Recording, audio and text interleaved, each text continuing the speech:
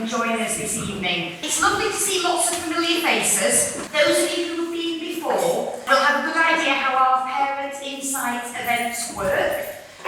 We give a presentation on one aspect of our school strategy, but then members of our senior leadership team are about from senior school and junior school. Mr. Howard is still manning the front door, but after the presentation there will be an opportunity to ask questions from our speaker, but also a really informal opportunity to stay behind and have a chat with any of us or to answer any questions that you might have on any aspect of school provision. So, this is quite a rare treat because normally at these events you hear from members of our staff here in school, not to diminish them, they're normally brilliant presentations, but this evening we are really lucky that Dr Kevin Stannard, who is our Director of Education and Innovation for the whole group of Girls Day School Trust schools, has come up and joined us for the evening. Now, Kevin is, I'm not embarrassing too much because when he speaks to himself, but Kevin is an expert in education. He's been with the GDST for long enough that I think we can say he's an expert in the education of girls. And each year, Kevin's team updates our research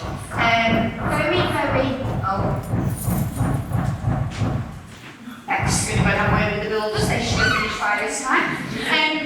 Each year, Kevin and his team update our research, which is very much focused on student voice, about girls' experiences of girls-only education. And so his team are always leading on some really up-to-date current education about girls' aspirations, girls' feelings and emotions, and certainly what girls-only education can do for girls. I think historically, here at Sheffield Girls, we've almost been a little bit apologetic of being girls only, and I think we thought that people chose us because we were a superb school that happened to be girls only, whereas we genuinely, firmly believe that one of the reasons we serve our students so well is because we are girls only. And we really want to lead into the benefits that that brings. I think it's incredibly important in a contemporary society that we value the benefits that that can bring. It's almost starting to feel like an outdated model. We're seeing less and less single-sex schools, but we genuinely believe that actually more than ever in a contemporary society that there is a place for girls to develop their self-esteem, their self-worth, and find their voices in a girls-only environment. And I hope that from hearing Kevin this evening, you will feel reassured that actually a lot of the research that's taken place recently certainly supports that. I hope you'll enjoy hearing from Kevin. There will be an opportunity to pick his brains and ask him lots of questions at the end. And of course, you might also want to ask some questions about how that applies to us here and what that looks like here at Sheffield Girls for your daughter. So without further ado, thank you so much for joining us, Kevin. Do you want to come and take the stage? Thanks, Kevin.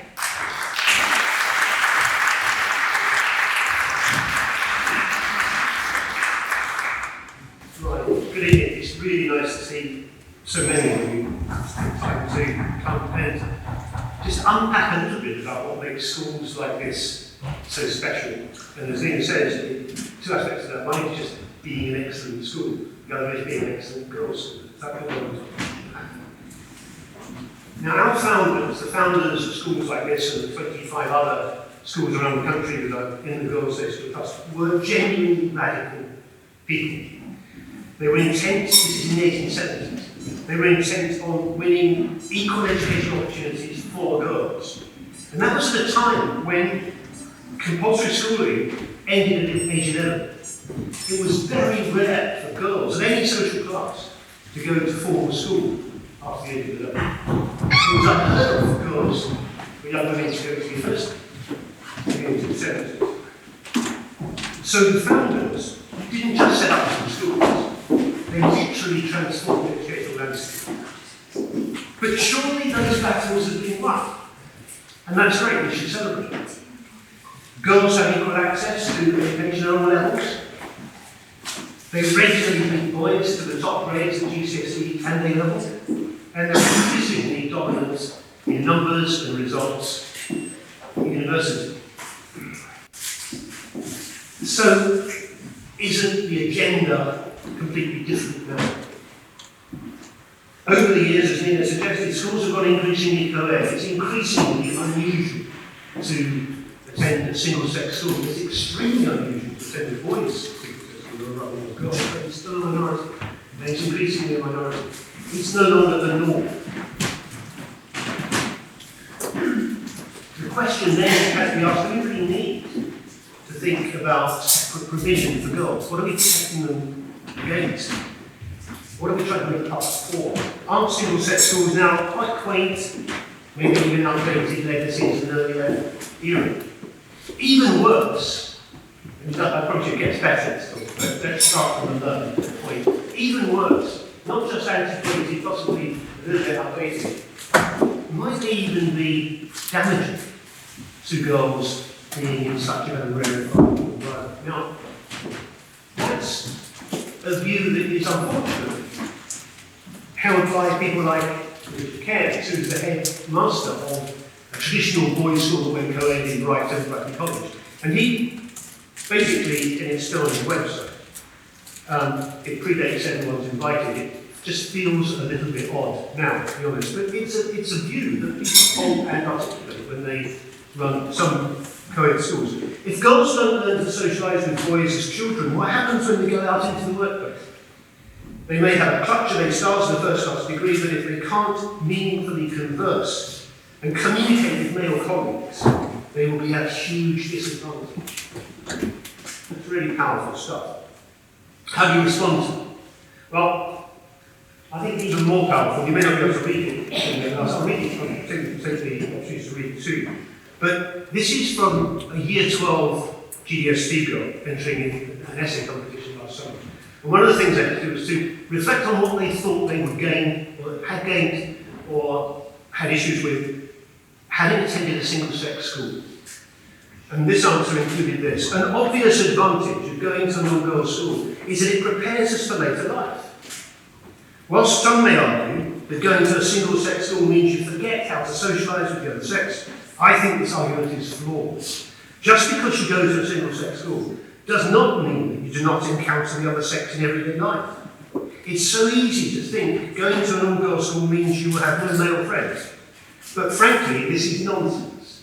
Well, particularly sending it to Richard Cairns, just so he to make sure he hears this. It's so easy to think that going to an all-girls school means you have no male friends, but frankly, it's nonsense. In fact, all-girls schools make us even more prepared for the future of working with male counterparts because we've been trained to validate our own views. So much that we will undoubtedly challenge gender inequality. This is really powerful stuff. It's a really powerful response to the slightly biased views of people like Cairns. His view is that girls schools are a poor representation of the world. The view of the girls at 10 is complete opposite, strongly articulated.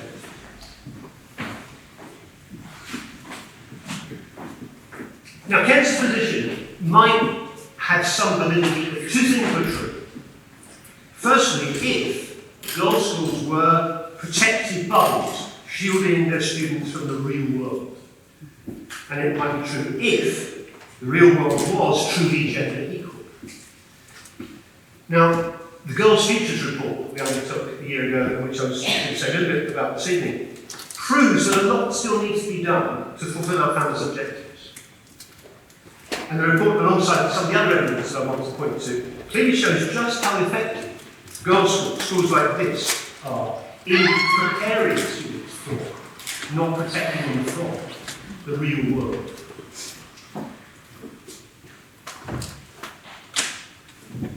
Now, the research was based on a nationally representative survey, so across the country, across different social groups, across different sort of ethnic groups, a nationally representative survey of almost 1,500 girls from age 9 upwards.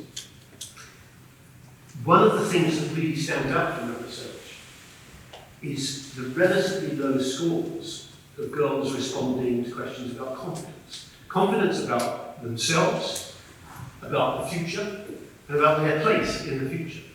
Relatively low scores for girls, surprisingly low scores for girls, and they tend to get lower with age in terms of confidence. It's a real sort of point of contention as to how we address that, or how we deal with it, or how we unpack it. Even worse, possibly, is the gender gap, because alongside the male side, the control side for the boys. And the findings reveal significant differences between girls and boys across all the aspects of competence. So, again, you may not get to read the figures, but those of you who can will see that there is a significant difference, 10, 20, or even greater percentage points between girls and boys in terms of whether they feel positive about the future, how optimistic they feel that there'll be a solution to something like climate change, knowing what they want to do for a job, feeling prepared for the future, optimistic about getting their desired job, their ability to overcome problems, willingness to take risks. The list goes on. In all those cases, the percentage of students who responded positively was relatively surprisingly low. It was lower, significantly so for girls than for boys. Equality of opportunity, starting in the formative years at school, is clearly a work in progress. And given that in this representative survey, the vast majority of the respondents were at co-ed schools, I think it gives the lie to any claim that co-ed schools are gender equal. Co-ed schools seem genuinely to reflect, but also to reinforce the inequalities that persist in the real world. And to argue that schools should reflect that is a bit of a worry. Schools should be ready to prepare people for a world that actually still contains fundamental inequalities. Now, the confidence gap and the gender gap in confidence isn't news. For decades, we've been discussing why it is that teenagers, young women, no matter how well educated, start from a position of disadvantage when it comes to some structural obstacles in the real world. There's a study that the film Left refers to, it's a famous study from the States, where students at Newark University were given the biographies of two technology innovators, business people, exactly the same profiles, age, experience, expertise, and so on. Difference, one was male, one was female. And the students were asked to rate them as to whether they'd like to work with them, whether they would respect them. They responded differently to those two people who were in every other respect identical. Some people refer to this as Hillary Clinton dilemma of women finding more difficult to score highly on both competence and likability. These are structural obstacles that girls and young women face, even in today's apparently co-ed gender world. And from the evidence of the Girls Futures research, our schools, our co-ed schools, are not succeeding in closing that gap. So it's not new that there is a gender difference in confidence. What's new through the research that we've done, I think, is our ability to show that it's not inevitable. That differences in attitudes and perceptions between girls and boys, women and men, while substantial and persistent, are not preordained. They're not dictated by biology, they're not determined by gender. And how we can show that is because the girls in a parallel study from GDST schools, more than 3,000 of them, who were asked exactly the same questions by the same external organisation and commission to do it, responded to the same questions in very different ways. And that's what I want to unpack here. So just a few questions. I wanted to point out some patterns in some of these responses. The question here was, I feel negatively about the future. And in these graphs there are three parts. There's boys, there's girls in the national study, and there's GDST girls. And you don't have to look in great detail, although they're all in the research report. You don't need to look in great detail to see the difference in those parts. Statistically significant differences. There are two things that really stand out here in this and the other pattern I'll show you. One is that in most of the answers to questions like this, the GDST girls tend to be closer to the boys in their answers than to the national sample of girls. It suggests again that a girl's response to questions of competence isn't a gender-dictated thing from birth or later on, because GDST girls seem to be a little immune to that. The other thing is how early it starts. And the thing that really stood out for me on this was just how outstanding the work in our junior and prep schools is. To produce girls who at the age of 9 are so significantly better prepared for those inevitable sort of declines in confidence in teenage years. What the junior schools seem to be doing is, for their students, building up kind of a reservoir of resilience which can be tapped into, drawn through the teenage years.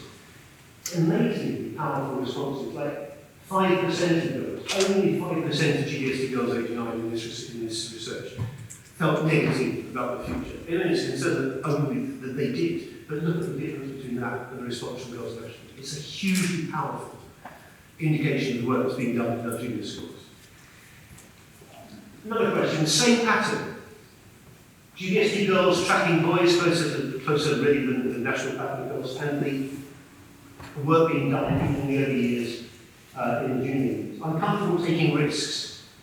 These are things which our schools are rightly proud and make it clear that this is what they're producing. Girls who are more positive, more confident, and ready to take risks. Here's the evidence that it actually is the case. Age 9, I'm confident talking to people with different views. Again, a strong start in junior school. It's a reservoir that can be called upon. But all of these things indicate that whatever is going on in GDST schools like this one, they're preparing girls in a way that will give them a real advantage through the teenage years and beyond.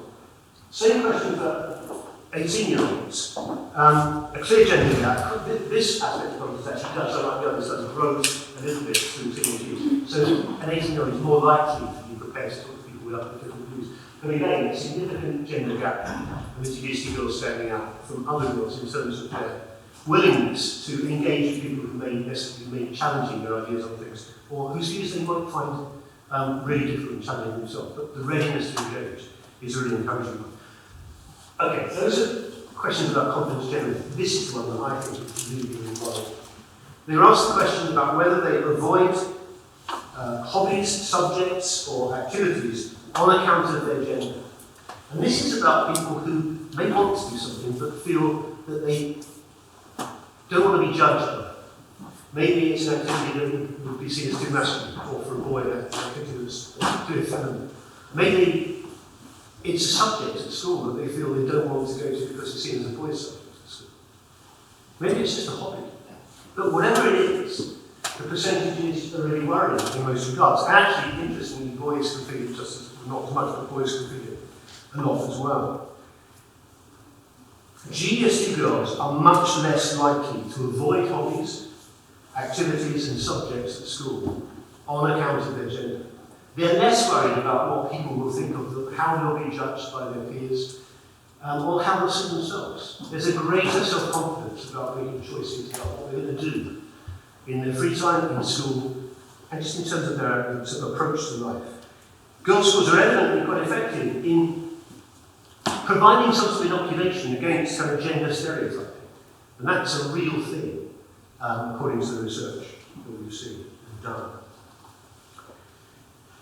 Again, I think it's a big indictment of co-ed settings, which are, really when it comes down to it, co-ed schools are gender equal only in the kind of statistical sense that there's roughly the same number of boys and girls. Most of the people answering these questions, which produce a major kind of gender gap, are in co-ed schools.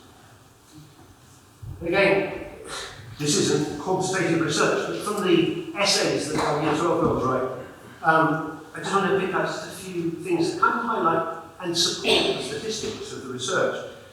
These are Year 12 girls, so they're coming to the end of this period, which they're reflecting on what they've gained. My GDST school has given me confidence to be me and to venture out of my comfort zone in ways that I wouldn't have if I was at any other school. When women come together, they have more capacity for academic potential as we become each other's cheerleaders, role models, therapists, and best friends. This will be the legacy I bring with me into my adult life. I will forever find strength in the women around me. And the lasting legacy for me of having attended girls' school is a sense of community and confidence in how powerful and caring a group of girls can be without the fear of judgment. I think these are really kind of powerful and thoughtful reflections on on their time and what they're gaining, not just the academic, not only the academic credentials that get them the next step, but the real sense of worth that they have, the self-worth that they have as a result. It's anecdotal, but it's really powerful.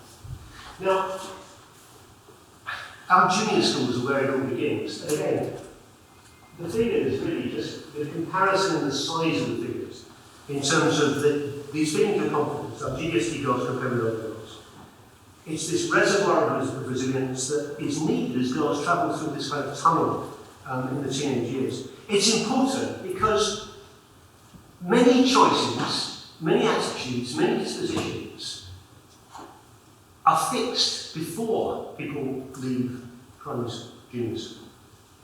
Doors have already been closed, things have already been rolled out, trajectories have already been set to a great extent. So it's really crucial as to what someone leaves junior school with, in terms of whether those doors are open or closed, choices have been made or not. Just a few examples from the research. 2/3 of girls in the UK give up physical activity by the age of 9. And it begins early. But again, one of the really crucial, central things that schools like this do is to retain that sense that physical activity is for everyone. It's something to really enjoy. It doesn't matter how. It's not just for the elites, but there's not a gender issue. People could do it unconsciously and enjoy doing it. By the age of 9, girls' performance in maths is underestimated by teachers and parents relative to boys. Now, I'm sure that's not true of you, but the research is amazing. National research shows that even excellent teachers, trained teachers, are capable of sort of revising their view of whether someone is really gifted or just trying really hard, depending on the gender. And it isn't just, it's not people who just come reflecting on it either. You might remember Catherine Birblesing, who was the social mobility commissioner, about 2 years ago, made this weird statement. I think it was to circulating in Parliament about she wasn't particularly bothered that relatively few girls go into STEM careers or do physics at A-level or beyond. Because let's face it, we know from junior schools that girls don't like maths. Try telling the girls in schools like this that you don't like maths. It's really unbelievable. People in sort of positions of power still hold those sorts of views that are patently untrue of the kinds of children that we see in our schools. From the age of 6, gender notions of brilliance are already in evidence. And there's evidence that girls are more likely than boys to not take the risk of doing something because they don't feel they'll be absolutely brilliant at it. Boys are much more happy to just also, boys are more likely to consider themselves brilliant if they're actually quite good at something. And that starts to be quite erosive. Power, really. And at the other extreme in higher education, there's some recent research that I saw a couple of months ago that a group of women in the Russell Group University were given a maths test, and half of them was a control of 2 samples. One half was told beforehand, this is a test that's particularly difficult, and they scored far less. That group scored far less. They responded to that by just giving potentials and giving up on it. They just thought, okay, it's not for me. These are really quite erosive of racism approaches that are still there, they're still structural within our system that we have to fight against. Now, girls' self-image is subject to influence from marketing and merchandising campaigns that perpetuate gender stereotypes. And a lot of it is quite laughable about the kinds of toys, the colour schemes that are used and things. And it's better now. Clearly, he's getting much better than it was. The assumptions about what kinds of toys and games girls want to be involved in compared to boys, it is getting a lot easier.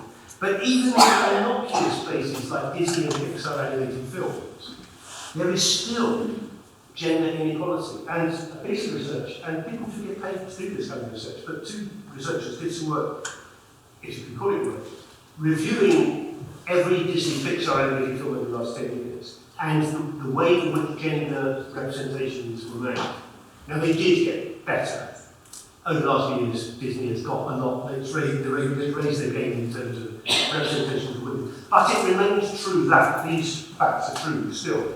girls are more likely in these girls to receive compliments about their appearance, whereas boys are more likely to receive compliments about their skills or their competence in various things. Female characters are being disproportionately polite, which is a good thing or bad. Female characters are more likely to apologise for events outside their control. Again, these are all subtly kind of erosive things that help to kind of form people's opinions on themselves and the opposite sex. And they get carried through into the real world. So, the Girls Futures research is kind of the final piece in a jigsaw of evidence that we've been trying to build up over the last few years. It shows that, for whatever reason, girls' schools make a significant difference. It's the outcome in terms of attitudes, levels of confidence, and all the various correlates that go with it. But basically, it's the outcome that you can measure quantitatively and supporting that with evidence. But we know from the evidence, these are the results. However it's done, these are the results. But Nina refers to our annual compilation of research into girls' education. And what that does is identify the characteristics of girls' schools that make them effective vehicles in the drive to reduce the gender gap. So it kind of looks at how, what it is about schools like this that make those differences, that produce those results in the surveys. And even earlier research that we did, in a sense, looked under the eyes of that vehicle at precisely how schools like this do that magic thing to create a difference. And I don't go into great detail because it's there to read, it's on the website and stuff. But I just wanted to sort of plant in your mind the idea that a school has an ecology. And what the research suggests is that there are three aspects of the ecology of a school like this that help to create the atmosphere where girls thrive in a noticeably different way. And it amounts to what is happening in the classroom, and I'll come back to that in a bit more detail in a minute. It's about the nature, it's about the transactions, and what happens in the classroom from the early years upwards. It's also about the curriculum, and the evidential fact that in schools like this, people feel unconstrained about making choices about the subjects they want to learn, which is why classrooms are filled with scientists, filled with people who want to go on to do maths and science and engineering. Not everyone, because it's not for everyone. We don't expect people to do it. But the crucial thing is that people get a choice that is unconstrained by their perception and what other people might think of them. And the evidence is there. There's massive difference in the take-up of subjects like that in schools. And in the culture of the school. You only have to come into a school on a daily basis to feel the difference that schools like this make in terms of building confidence of girls and young women, in terms of the role models that exist, for real, and the examples, and on the walls and everywhere. And engagement in sport, at all levels, in all capacities, and not just the traditional girls' schools. Those are the things that create an ecology which palpably make that difference that we've seen in the research. And it reinforces a point that I really feel very strongly about when we get criticism from people like Richard Keynes, people from boys' schools effectively that went co-ed because they needed to. Girls' schools are single-sex by design. Our founders founded these schools as single-sex schools for a purpose. Co-ed schools are mixed by accident or by a kind of emergency. They needed to fill the roles, or they needed to increase their place in the league tables functioning. These schools are girls' schools by design. We shouldn't have to explain why it's not abnormal to be not normal in a country like this anymore. And all the research, it keeps piling up. Rarely a week goes by without some research that shows a gap which needs to be addressed. The most recent ones that I've seen are around sports and around STEM. Science, technology, engineering, mathematics. Gender gaps in all of those areas are there to be filled. And the evidence is, again, that it's not about biology, it's about opportunity and context. And I said, what is crucial is what's going on in the classroom. Most of school time is spent in the classroom, and it's what happens there that makes all the difference. Now, our earlier research suggested that GDST teachers don't tend to self-consciously adopt, like, I'm only teaching girls, I'm going to teach in a particular way.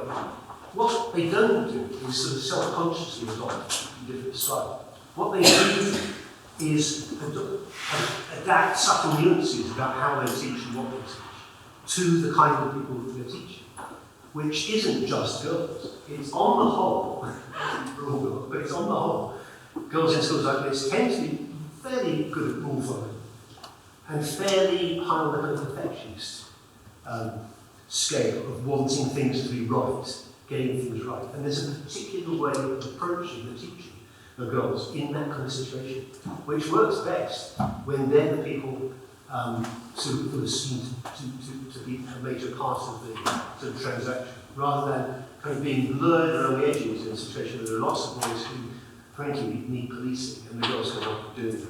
There's clear evidence of a particular approach to the way that teaching works with girls. The content that shows, whether it be the choice of books in literature, the choice of examples in case studies in history, whatever. Practical versus abstract is something that comes up a lot in subject discussions about teaching girls. Lesson structures, the need to clarify objectives and to perhaps produce a kind of scaffolding that you wouldn't necessarily get in a kind of environment. Making sure that challenge doesn't disappear when the scaffolding is strong.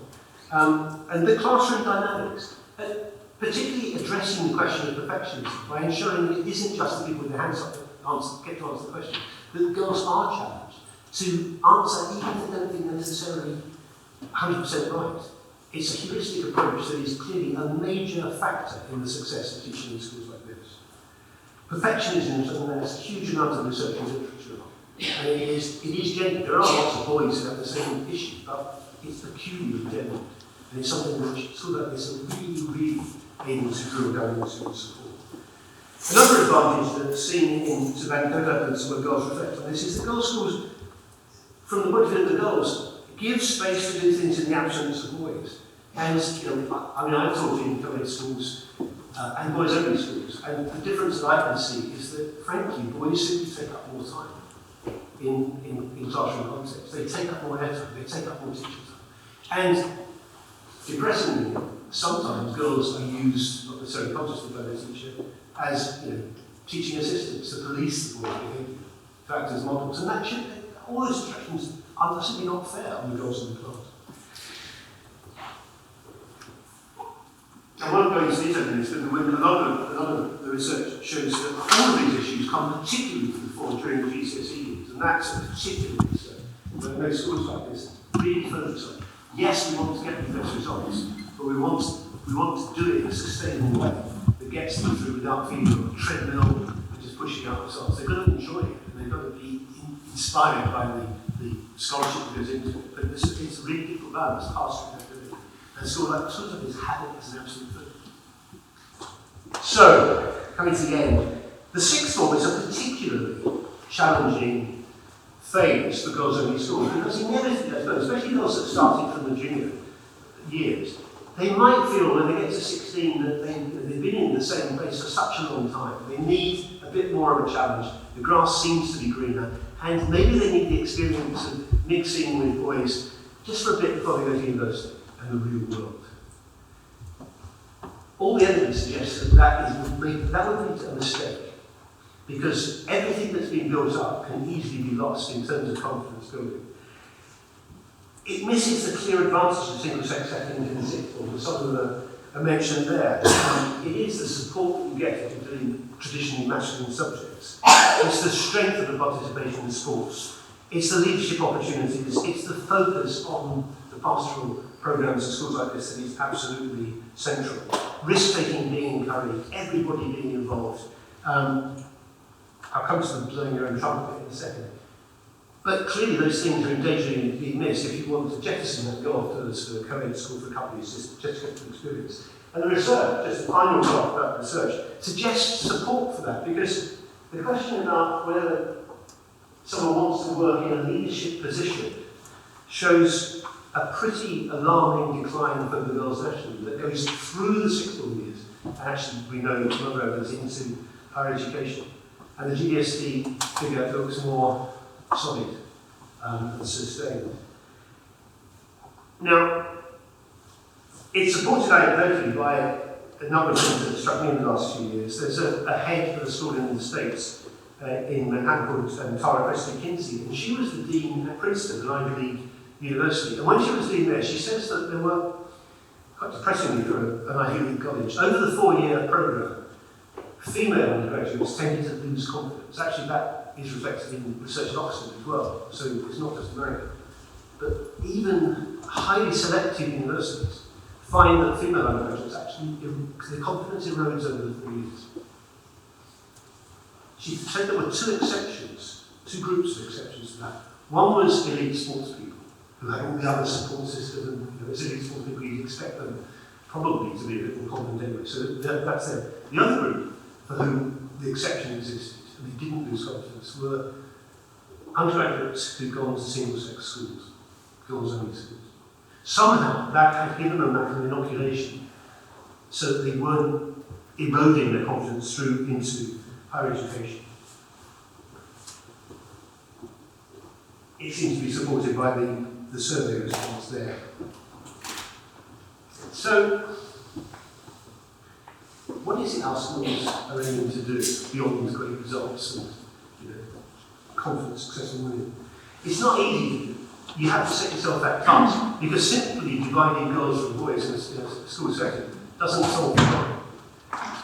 It doesn't matter. A few years ago, two writers in America, Johnson and Moore, in a Harvard Business Review article, set out 5 crucial steps to success in terms of making sure that girls are prepared for the real world rather than just protected from it. 5 key ingredients, none of which are easy, some of which are counterintuitive, and all involve a struggle. Firstly, figure out how to challenge and influence authority. Don't just be rule-following blindly, but question things, challenge things. Secondly, prepare, but also learn to improvise. And that is tricky for people who are really, really keen to show only their finished products. Really scared of making mistakes, of being seen to not be right. It's something culturally that has to be worked on a lot. Find effective forms of self-promotion. And this speaks particularly strongly to me because in one of my earlier jobs, I was in charge of higher education applications from ETA. And every year I would struggle with the outrageous claims being made by the boys who were applying to university in their personal statements. They saw no problem with not only bigging themselves up to the nth degree, but actually just lying about stuff that they've done. Talking to Katie Careers, higher education advisor, Better 6 in GDST school, the opposite is the problem. It's getting genuinely impressive young women across a whole range of activities and strengths to really sell themselves in those contexts, both in interviews, in personal statements and so on. It's really important work. Welcome us to the private career path, that's quite important too. It isn't just about the traditional sort of white-collar professions. Finally, go for being respected and not just liked. And again, it's a really tricky thing to put across to people at that stage in their career, in their education, and particularly, I think the evidence would suggest the girls. All of these can be focused on with a laser-like precision in schools like this, which are founded to do exactly that. 150 years old. Now, there is a problem.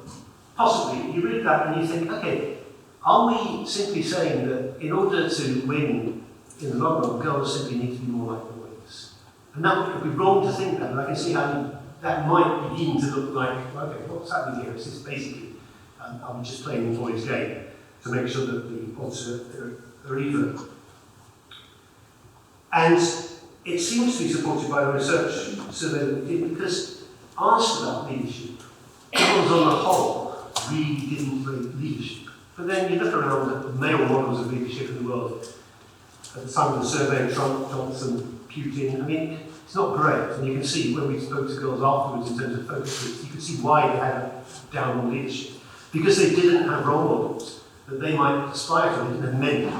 The Prime Minister of New Zealand was the closest, a very popular choice in terms of the possible alternative. So there's a 6th challenge that we could add to that on the basis of our research, and that is how to promote a fairer, more female-friendly model of leadership. And another head from an American school that's found in Philadelphia, an incredibly impressive person in itself, Marissa Borges, was an ex-US Navy pilot and ex-National Security Advisor in the Obama White House, now principal of a school in Philadelphia. She defines effective leadership as a blend of dispositions that play to the strengths of girls in her schools and schools like ours. Yes, it's a competition, Yes, you have to show resilience and toughness, but there's also elements of collaboration, empathy, adaptability. It becomes a much more palatable and attractive model of leadership that would appeal to the girls in schools like this. Now, I guess I finished by just saying it's a long game. We've been here before. There were a few years ago when we, as an organisation, as a group of schools, promoted the sense that we need schools that are disruptive. Not in a negative way, but subversive of stereotypes, and to teach our girls to be challenging of stereotypes. We were accused of putting forward like St. Trinian's theory of education, but there's some truth in that. We did not want to produce stereotypes. We wanted to produce people who could speak for themselves and speak fairly. So I end, I guess, with just summarising a few of the key points that come out for me from the research.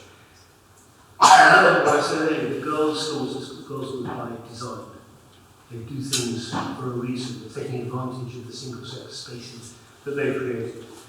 And girls' schools, far from being oddly outdated or even dangerous, girls' schools are a necessary and indispensable part of the educational landscape. For the very same reasons that our founders identified. It's a very different world in all sorts of respects, but the battles haven't all been won. Our students, and there's a final quote from one of the essays that our students wrote, recognise the immense privilege of any girls in school. A privilege not in a social sense, but a privilege in the sense of being able to thrive in these dedicated spaces for the time that they've got available. And that makes them stronger, not weaker, in going to co-ed universities and jobs. Final thought from me is that while the girls in our schools recognise the privilege of being in that position, most girls, the vast majority of girls, their peers, don't go to single-sex schools. Who's advocating for them in what are patently not gender equal environments within those schools, as we can see from the research? I think part of our job, the job of GDST, the job of schools like this, the job of colleagues who work in schools like this and lead schools like this, is to advocate constantly for girls wherever they are. Because all of the things that we've worked out from research, we know works in girls' schools, could work in co-ed schools, and does work in co-ed schools, but it's a hell of a lot harder, because it's not the only thing that they're focusing on. So I guess all I would say is, let's just take advantage of the opportunity and privilege that we've got to use these sorts of spaces to really milk what they can produce, and that is fantastically capable, confident girls who are going to change the world that they live in. Hopefully for the better, I'm sure. That's it from me. Thank you.